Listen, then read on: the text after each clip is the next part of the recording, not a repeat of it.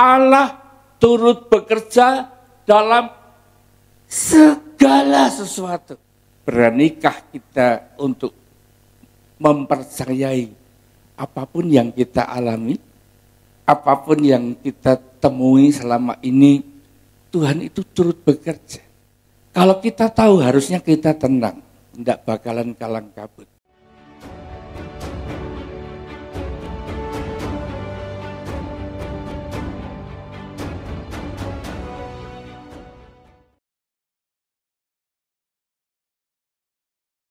Hari ini, ya, Tuhan taruh di hati saya untuk berbagi tentang Roma 8, ayat 28 nanti sampai dengan ayat 30. Saya rindu saudara menangkap apa yang ada di dalam ayat-ayat ini, karena semua orang pasti ngalami, semua orang pasti menemui perkara ini, dan bagaimana sikap kita menghadapi situasi yang sedang kita hadapi, dan kita ternyata tahu bagaimana merubah keadaan. Kita baca yuk, 1, 2, 3. Kita tahu sekarang bahwa Allah turut bekerja dalam segala sesuatu untuk mendatangkan kebaikan bagi mereka yang mengasihi Dia, yaitu bagi mereka yang terpanggil sesuai dengan rencana Allah. Saja saudara untuk melihat sebetulnya apa yang bisa kita dapatkan, berkat yang luar biasa yang Tuhan sediakan melalui ayat ini. Kita tahu sekarang. Perhatikan, kalau kita tahu sekarang, berarti ada sesuatu yang kita lewati. Ada peristiwa yang kita alami. Ada tantangan, ada masalah dan persoalan yang sudah kita hadapi. Taunya nanti. Karena ayat ini kalau seandainya kita menggunakan kata sekarang, berarti yang lewat. Kita tahu sekarang. Nah saudara, kalau kita sudah mulai mendengar ayat ini, coba renungkan apa yang sedang saudara alami minggu-minggu ini, minggu lalu, bulan lalu, atau semenjak ada di Hong Kong. Renungkan. Karena firman Tuhan berbunyi bahwa Allah turut bekerja dalam sebagian kehidupan kita. Dalam segala sesuatu. Ingat, segala sesuatu. Kira-kira saudara bayangin apa? Dapat kenalan baru, di nge-add gantengnya minta ampun. Atau sedang diputus sama pacar. Atau utangnya nggak dibayar-bayar. Allah turut bekerja dalam segala sesuatu. Beranikah kita untuk mempercayai apapun yang kita alami, apapun yang kita temui selama ini, Tuhan itu turut bekerja. Kalau kita tahu harusnya kita tenang, tidak bakalan kalang kabut. Ya. Karena apa? Tujuannya untuk mendatangkan kebaikan. Kebaikan bagi siapa? Nah nanti kita akan lihat. Saudara, kita perlu untuk menemukan ayat-ayat ini komplit. Setiap kata harus ada di dalam kehidupan kita. Untuk mendatangkan kebaikan. Pada waktu kita ngalami, gua enak betul. Aduh, siapa yang pernah putus cinta? Saya pernah ngalami waktu kuliah dulu. Dan saya punya teman dekat. Putus, waduh. Yang kasihan itu saya punya mami. Kenapa? Dia tahu anaknya sedang uring-uringan, putus cinta. Teman dekat saya kembali kepada pacar yang lama. Sakitnya. Sakit. Nggak tahu, yang tadi ngaku pernah putus cinta sakit nggak? Lah yang ngomong itu tadi. Aduh, makan tak enak, tidur tak nyenyak. Pada waktu itu saya masih muda, gondrong lagi dan kerokokan, saudara. Wah, naik motor aja ngebut terus gitu, saudara. Seperti apa? Deru mesin itu seperti hati. Nggak enak. Sekarang saya tahu, kalau saya dapat dia, saya sudah jadi duda. Loh, ketawa kan? Nggak cuma itu, kalau saya dapat dia, belum tentu saya jadi gembala di sini. Mulai mikirnya, oh gitulah. Iya memangnya. Coba saya dapat dia dulu. Ceritanya pasti beda. Ternyata Tuhan itu turut bekerja. Saya diputus supaya apa? Untuk mendatangkan kebaikan. Datanglah Nelly.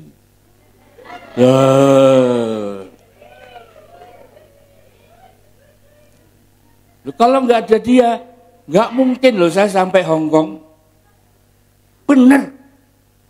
Siapa wanita yang mau dibawa suaminya pergi ke luar negeri, ya, tanpa janji, tanpa pengharapan yang jelas, hanya untuk menjadi hamba Tuhan sepenuh waktu. Enggak usah jauh-jauh lah, saya ngetes saja. Nanti kalau pulang suamimu ternyata berkata, "Mah, Tuhan suruh untuk kita pergi ke Kamboja."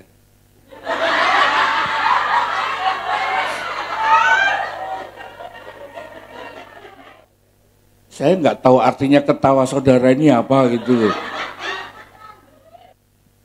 Belum tentu kalian berani.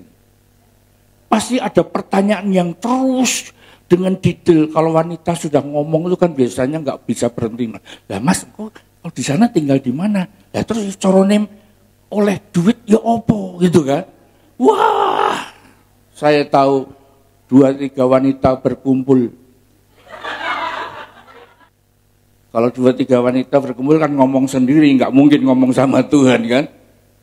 Ya kecuali yang di Tinhau 1. Nah saudara, dari cerita itu saya sisipkan hal-hal yang sebetulnya Allah turut bekerja dalam segala sesuatu, termasuk putusnya saya dengan pacar yang dulu, sampai akhirnya Tuhan itu sediakan yang baik, mendatangkan kebaikan adanya Nelly sehingga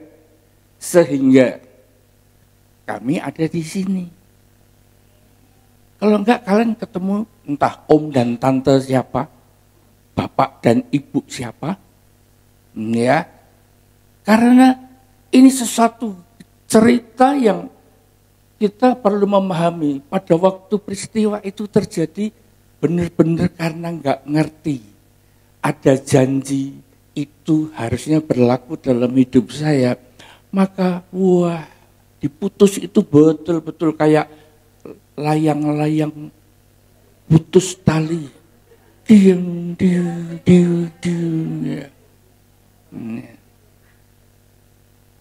Ya penasaran kan, orang gantengnya kayak gini ditolak. Tuh, enggak ada yang amin kan. Yang amin cuma istri saya di belakang. Iya. Bersyukurlah rambut sudah putih. Mau juga dia sama saya. Coba kalau ketemu anak muda laki rambutnya udah putih itu kan.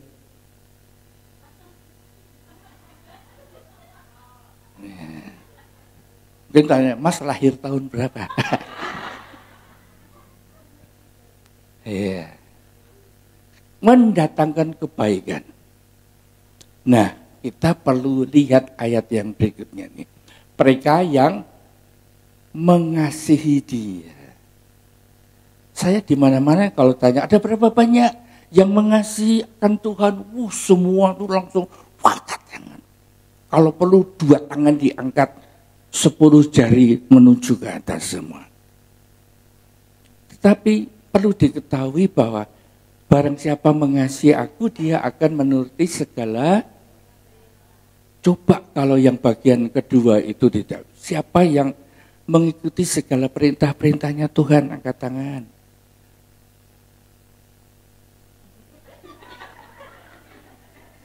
Enggak ada yang angkat tangan ya. Aku pikir, apa aku yang salah ngomong nih?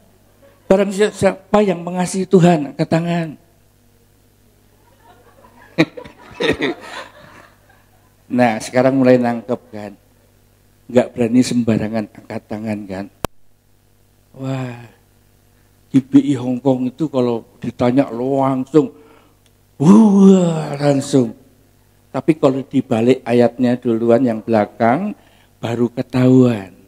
Barang siapa mengasihi aku, ia akan menuruti segala perintahku. Nah, yuk, disinilah kita sedang membangun kasih sama Tuhan. Bersyukurlah DNA gereja kita itu adalah pray, praise, and worship. Ya. Sehingga pada waktu kita naikkan pujian, ku tetap cinta. Waduh, itu mungkin di gereja yang lama juga susah carinya. Ku tetap walau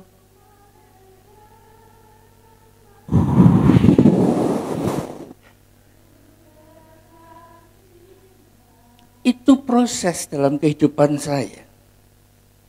Sehingga melalui kehidupan bersama dengan Tuhan itu barulah timbul cinta kepada Dia. Cinta itu yang membuat apa yang Tuhan katakan untuk kami melepaskan pekerjaan di Indonesia hanya untuk menjadi hambanya Tuhan sepenuh waktu di Hongkong. Kami nurut. Saya kalau ingat itu kok dalam hati yang berpikir, kok nekat ya saya. Terlebih lagi kok ya, istriku kok juga ikut-ikutan nekat. Ya. Tapi kalau melihat perkara itu adalah anugerah, yaitu iman. Tuhan mengaruniakan iman, 1 dari 9 karunia. Tidak semua orang dapat. Tidak semua orang mendapatkan karunia iman. Kami tinggalkan segala sesuatu yang sudah kami nikmati di Indonesia hanya untuk pergi ke Hongkong. Itulah berkat yang kami berdua dapatkannya. Dan pada waktu yang berikutnya, mereka yang terpanggil sesuai dengan rencana Allah. Kalau kita nggak ngerti panggilan Tuhan sesungguhnya, maka yang terjadi kehidupan manusia itu akan galau, akan cemas, akan gelisah, bisa takut, bisa khawatir, karena tidak mengerti apa yang menjadi panggilan dalam hidupnya dan rencana Allah yang ditetapkan di dalam kehidupan kita. Saudara yang kasih dalam Tuhan Yesus, kembali kita coba renungkan ini. Kita tahu sekarang bahwa Allah turut bekerja dalam segala sesuatu untuk mendatangkan kebaikan bagi mereka yang mengasihi Dia, yang terpanggil sesuai dengan rencana Allah. Ayat ini harus komplit kita tangkap, kita pahami, kita mengerti. Kalau bagian yang terakhir ternyata kita nggak ngerti, Tuhan memberikan iman untuk kita melangkah, karena rencana Allah nggak mungkin gagal. Sehingga dari ayat ini, maka kami terus berjalan, kami melangkah sampai kami benar-benar menemukan akan panggilan Allah kenapa kami harus pergi ke Hong Kong. Sehingga istilah TKW itu baru kami dapat waktu di Hong Kong. Kami dapatkan dari Tuhan itu karena melihat kenyataan yang jauh daripada apa yang kami harapkan. Peristiwa yang kami alami adalah kalau hari Sabtu, ya masih belum banyak yang libur. Mungkin datang mampir begitu aja saudara. Tapi hari Senin sampai Jumat itu betul-betul sepi. Hari Minggu kumpul cuma sekitar, ya pada waktu itu belasan orang. Kalau perjamuan kudus bisa sampai 30. Oleh karena pasti pakai apartemen tempat tinggal kami. Dan itu sudah penuh sesak. Menghadapi keadaan seperti itu, yang kami bayangkan di Indonesia, kalau Tuhan sudah izinkan kami untuk melayani, maka walaupun ada yang mulai 5, itu bisa sampai jadi 500. Ya. Tetapi sampai di Hong Kong, kita temukan cuma belasan. Sehingga waktu kami mendapatkan kenyataan, maka disitulah Tuhan mulai memberikan isi hatinya, rencananya. Jangan kau anggap remeh mereka. Walaupun mereka ada yang cuma lulus SD, ada yang cuma lulus SMP, tapi aku akan menjadikan mereka adalah tentara Kristus wanita. Beda. Kalau cuma di depan saya ini cuma hanya tenaga kerja wanita, aduh, kami pun juga stres, saudara. Tapi kami melihat sekarang apa yang kami imani, yang Tuhan taruh dalam kehidupan kami, bahwa Tuhan berikan tentara Kristus wanita. Maka yang terjadi, ya lihat sebelahmu coba. Sudah model tentara belum? Belum. Belum. Loh, tentara itu adalah gambaran orang yang siap dipanggil komandan, kamu pindah ke Papua, siap. Pindah Papua loh, belum Kamboja. Di sini pindah Jordan aja udah mulet. Ya, pindah di kul yang lain, wah alasannya banyak-banyak. Nah saudara, kalau kita mengerti akan panggilan Allah, rencana Tuhan melalui hidup, maka yang kami selesaikan kerjaan Tuhan adalah hari ini kami mempersiapkan tentara, walaupun nanti pulang, memang yang di Indonesia lebih punya hak atas saudara, suamimu, orang tuamu, anakmu, gerejamu di sana, dan kalian kan nggak mungkin tinggal di sini terus, ya. Kalau mau tinggal di sini terus mendampingi kami ya boleh, menikahlah dengan orang Hong Kong. Anda punya Hong Kong ID dan nggak akan pulang-pulang, dan tinggal di sini bersama dengan kami. Ya.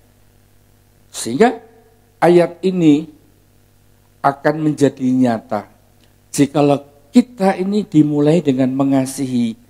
Waktu mengasihi Tuhan itu kita melakukan segala perintah-perintahnya, baru Tuhan memberikan panggilannya, rencananya dalam hidup ini. Dan ketahuilah, flashback ke belakang, itu pasti ada cerita campur tangan Tuhan yang membuat hidup kita itu disertai oleh Tuhan. Ayat 29. Sebab semua orang yang dipilihnya dari semula. Dari semula itu berarti kita malah nggak ngerti apa-apa. Mereka juga ditentukannya dari semula. Untuk apa? Menjadi serupa dengan gambaran anaknya. Supaya ia, anaknya itu menjadi yang sulung di antara banyak saudara. Saudara coba, kalian pernah mengalami perkara yang gak masuk akal gitu. Yang mana membuat kalian akhirnya tetap hidup dan sampai hari ini? Pernah nggak? Yang pernah katakan. Waktu saya dulu ada di dalam kandungan. Ya, saya punya mamah itu dalam keadaan sebetulnya tidak menghendaki saya lahir. Di zaman perang, Belanda sama Jepang, dan kemudian mami hamil, itu bagi orang zaman dulu itu udah rasanya, malu banget. Sehingga pada waktu rencana untuk saya di istilahnya dengan menggunakan segala macam cara nggak berhasil, tetap ada di dalam perut. Waktu lahir biru badan saya. Warna biru itu artinya kurang darah, saudara. Sehingga bidannya kalang kabut. Akhirnya panggil dokter karena bayi itu dipegang kakinya ke atas, pantatnya yang biru, ceplesin begini, masukin air anget, saudara, bukan air panas.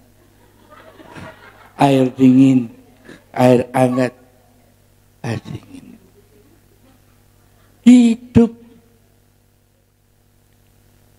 Coba kalau saya flashback, saya percaya bahwa saya dipilih dari semula.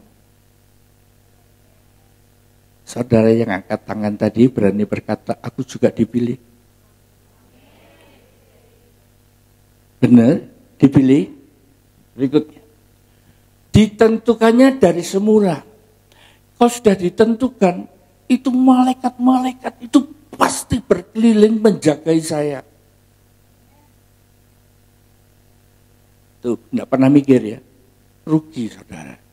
Bayangin, dari surga Bapak sudah menentukan Bobby. Ditentukan dari semula, dijagai dong. Jangan sampai ada yang bikin sinyo satu ini lenyap. Tetapi yang namanya Bobby ini, yang dipilih dari semula dan telah ditentukannya dari semula, itu dibentuk menjadi serupa dengan gambaran anaknya.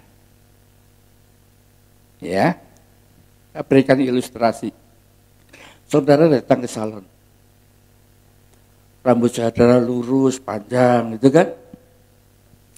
Kemudian sampai di salon, saudara berkata, saya kepingin potong rambut kayak Lady Diana. Kira-kira apa yang terjadi dengan kepalamu? Rambut yang panjang potong, yang lurus dibikin berkelok-kelok. Loh, betul kan? Betul ya? Itu contoh sederhana. Saudara nggak tahu modelnya buatan mana. Ada yang buatan Cilacap, ada yang buatan NTT, ada yang dari Sulawesi Utara, ada yang dari Batak. Tuhan nggak peduli. Semuanya akan dibentuk serupa dengan gambaran anaknya. Jadi yang ngomongnya keras, kenceng, teriak-teriak akan dibikin dibentuk serupa. Yang pelit, entah dari mana saya nggak tahu, akan dibikin murah hati. Yang gampang ngambekan,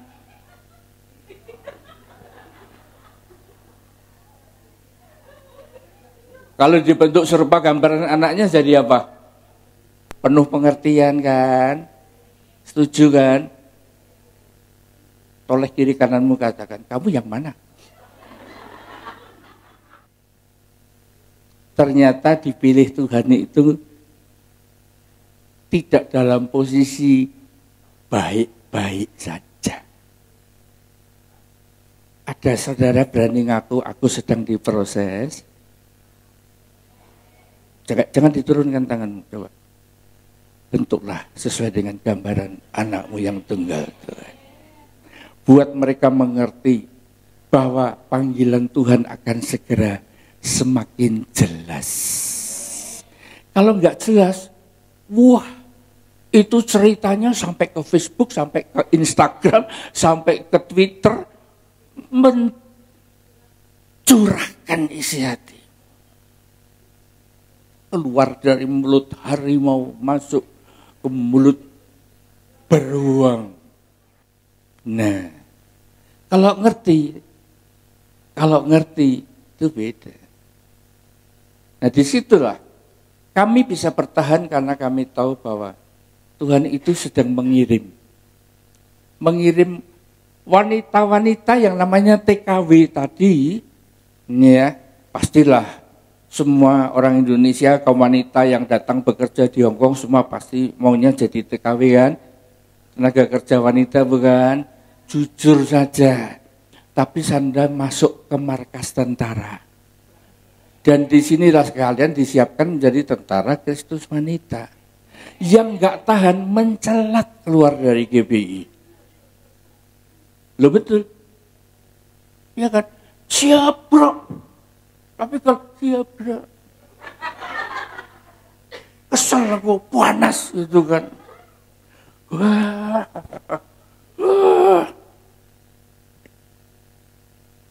Kondisi begitu, tidak bisa. Dan itulah permintaan kami. Kami berdua minta Tuhan, kami enggak mau benih panti asuhan. Kami mau benih tentara. Sehingga semua yang masuk di sini, pada waktu Tuhan kirim, saya tahu tentara yang siap dibentuk dan diproses untuk rencana Allah digenapi melalui hidup kalian.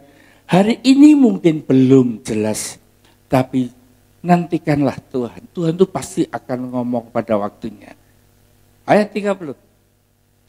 Dan mereka yang ditentukannya dari semula, mereka itu juga dipanggilnya.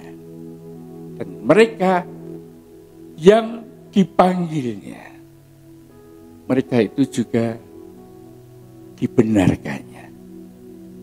Dan mereka yang dibenarkannya, mereka itu juga dimuliakannya. Kita dibenarkan oleh darah Yesus. Iman percaya kita kepada Dia membuat kita menjadi manusia yang dulu berdosa, sekarang telah dibenarkan dan mau hidup di dalam kebenaran. Percayalah, tiba waktunya kita akan dimuliakan. Sehingga semasa di bumi pun, kalau Tuhan menghendaki itu terjadi, orang-orang di sekitarmu akan berkata, Mbak, makasih ya. Aku kok bisa kenal sama kamu. Aku dulu sudah mau rusak hidup. Tapi karena aku dekat sama kamu, aku kenal sama kamu. Aku sekarang tahu, aku tuh disayang sama Tuhan Yesus.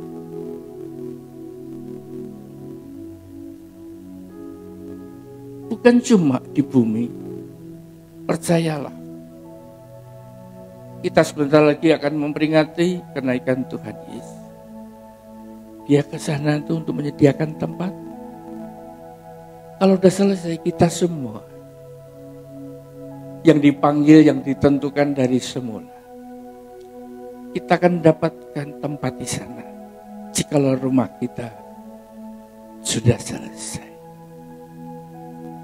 Saya tahu kuncinya, bahwa saat kita mengasihi Tuhan, banyak orang-orang yang mengasihi Tuhan belum menemukan panggilannya, belum menemukan rencana Tuhan melalui kehidupannya. Karena belum mendapatkan itu, maka banyak yang bimbang, banyak yang ragu. bahkan ya masih ada yang khawatir. Tetapi pada saat sudah mulai mengerti dan menangkap, tidak ada satupun yang sanggup akan menggoncangkan dia. Karena dia tahu, pada waktu dia mengasihi dengan segenap hati, dan Tuhan mulai memberikan rencananya, itu yang menjadi pegangan kita. Dan pada waktu Tuhan memberikan itu semua, Tuhan hanya akan memberikan pada saat kita dengan sungguh-sungguh menantikan Tuhan. Kerjakan, dan engkau akan mendapatkan itu semua. Allah turut bekerja dalam segala sesuatu hanya untuk mendatangkan kebaikan bagi setiap kita yang mengasihi dan yang terpanggil sesuai dengan rencananya. Tundukkan kepala. Nantikanlah.